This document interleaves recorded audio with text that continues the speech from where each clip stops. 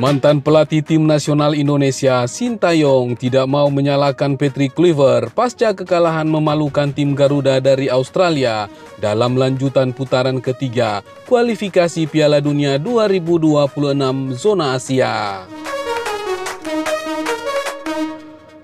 Bermain di Sydney Football Stadium Sydney pada Kamis 20 Maret 2025, tim nasional Indonesia disikat Australia dengan skor telak 1-5 dalam matchday ke-7 grup C kualifikasi Piala Dunia 2026 zona Asia.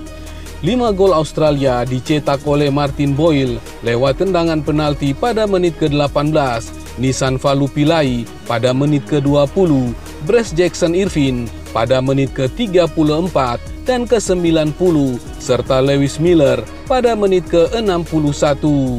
Sementara tim nasional Indonesia hanya mampu membalas sekali lewat oleh Romeni pada menit ke-78 yang mencetak gol dalam debutnya bersama tim Garuda.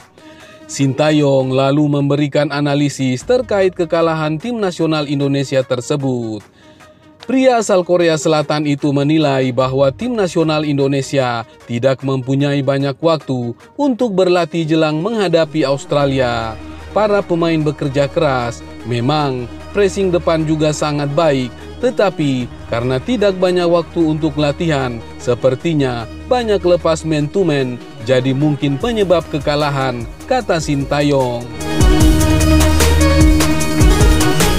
Dari 5 gol Australia ke gawang tim nasional Indonesia itu, 3 diantaranya berasal dari bola mati, 1 tendangan penalti, 2 dari sepak pojok. Sintayong menganggap kejadian itu disebabkan oleh minimnya persiapan yang dilakukan tim nasional Indonesia pimpinan Patrick Kluivert.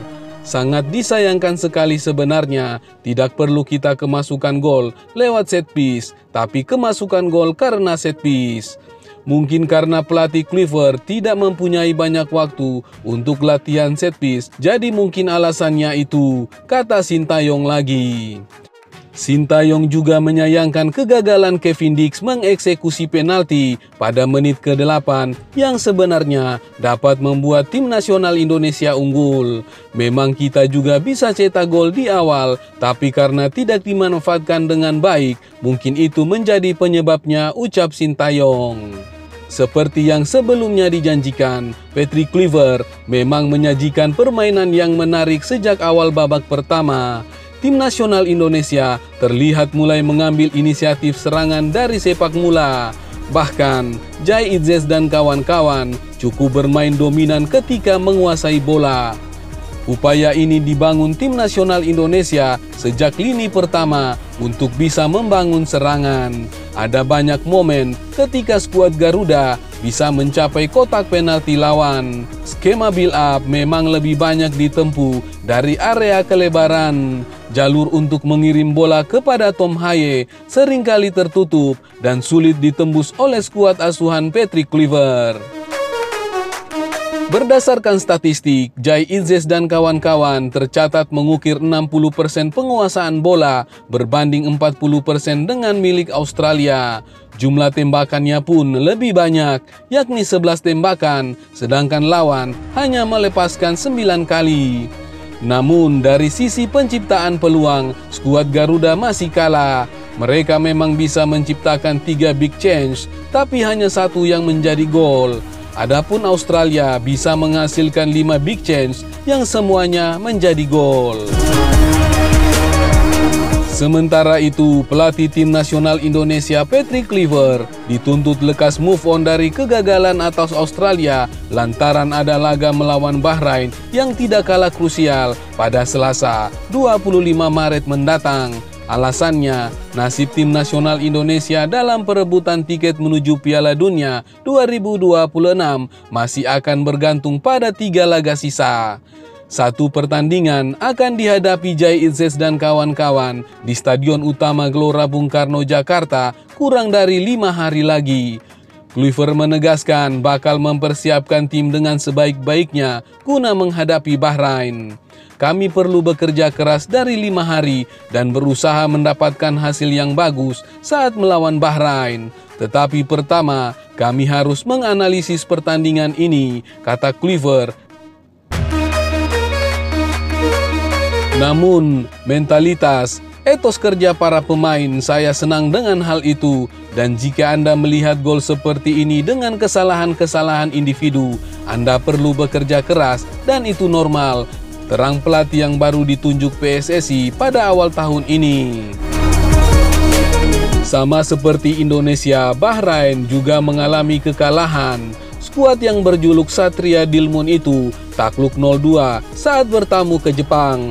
Duel skuad Garuda melawan Bahrain pada pertemuan pertama tahun lalu berakhir imbang 2-2.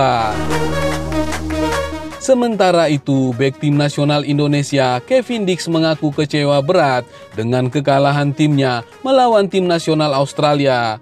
Namun dia berjanji bahwa skuad Garuda tidak patah arang atas kekalahan ini. Dalam unggahannya di akun media sosialnya, Kevin Dix mengakui bahwa kekalahan atas Australia ini merupakan kekalahan yang berat untuk timnya. Dia menyebut skuad Garuda sudah berjuang untuk memenangkan pertandingan ini. Namun sayangnya, mereka malah terkapar di pertandingan ini. Di sepak bola, ada banyak momen pasang dan surut, dan malam ini adalah salah satu momen berat dalam sepak bola. Kami sudah memberikan segenap kemampuan kami, namun itu tidak cukup, tulis Kevin Dix. Lebih lanjut, Kevin Dix menyebut bahwa dia dan rekan-rekannya memahami betul kekecewaan supporter tim nasional Indonesia atas kekalahan ini. Namun dia meminta para loyalis skuad Garuda tidak berpaling dari timnya. Kami juga merasa kecewa akan hasil ini seperti yang apa kalian rasakan. Namun kami tidak akan menyerah begitu saja, sambung sang bek. Terima kasih karena kalian terus mendukung kami dan kami membutuhkan kalian untuk pertandingan hari Selasa nanti, tutup pemain FC Copenhagen itu.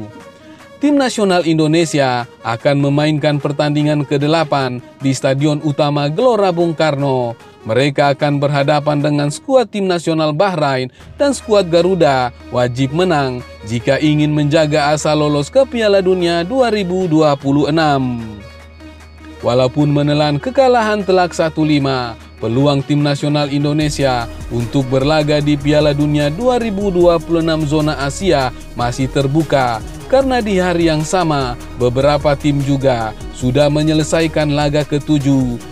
Green Falcon, julukan tim nasional Arab Saudi, menang 1-0 atas tim nasional Cina dalam laga yang digelar di King Saudi University Stadium pada Jumat 21 Maret 2025 dini hari waktu Indonesia Barat.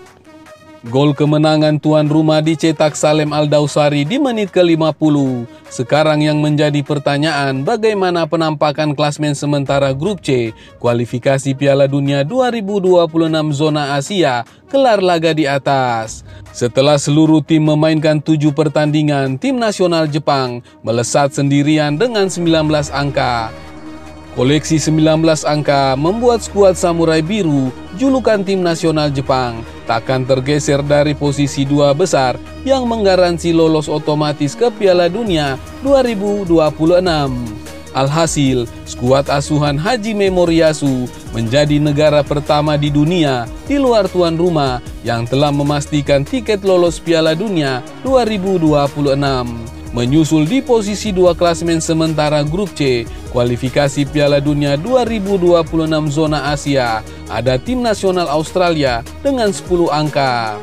Tim nasional Australia mendapatkan tambahan 3 angka di matchday ke-7 setelah menang 5-1 atas tim nasional Indonesia di Sydney Football Stadium pada Kamis 20 Maret 2025. Hal ini memperpanjang catatan lumayan tim nasional Australia di tangan Tony Popovic. Dari 5 pertandingan di bawah arahan mantan pemain Crystal Palace ini, skuad Socceroos, julukan tim nasional Australia, mencatatkan 2 menang dan 3 imbang. Turun ke posisi 3 ada tim nasional Arab Saudi dengan 9 angka.